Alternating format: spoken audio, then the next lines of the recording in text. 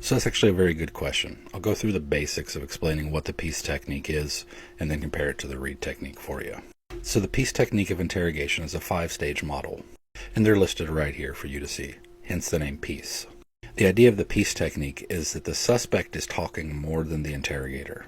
In the beginning, you're building rapport and getting to know your suspect so that your suspect would be comfortable enough to talk and tell you their story.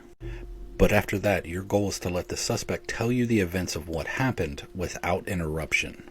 And once that story is completed, that's when the interrogator really starts to join in on the conversation. The interrogator then presents instances where the suspect's story contradicts itself or when outside evidence contradicts the suspect's story. The peace technique does not assume guilt in your suspect. You're supposed to go into each interrogation session with the idea that you're just trying to collect the facts of the case. This doesn't mean that the peace technique doesn't care about confessions at all. But by going in without the assumption of guilt in your suspect, you're able to actually look into the facts of a case, get the events that happened, possibly get some actionable intelligence, and still work towards that confession, lowering the chance of false confessions from innocent people. And that's one of the main differences between the peace technique and the Reid technique. With Reid, you go into that interrogation session with the idea that your suspect is guilty and it is your job to get a confession. The peace technique acknowledges that you can still get a conviction without a confession. You just need to know what happened. So for the Reid technique, the confession is the goal.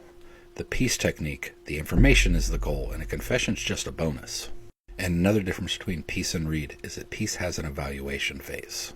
It's not an afterthought, it's actually part of the technique. And during the evaluation stage, you look at the entirety of the session. How well did you do? How did the suspect respond? Is the facts that the suspect presented consistent with the facts that you already know about the case? And if the suspect confessed, would it be a valid confession or was it a false confession? And it encourages multiple sessions if during the evaluation phase you realize that something is off, either in what you did, how the suspect responded, or for some reason that confession doesn't feel right. Internationally, many law enforcement agencies are moving from the Reid technique to the peace technique because they're starting to realize that that switch is going to lower the amount of false convictions due to coerced confessions. And it's time for law enforcement agencies in the United States to ditch the Reid technique and make that switch over to the peace technique.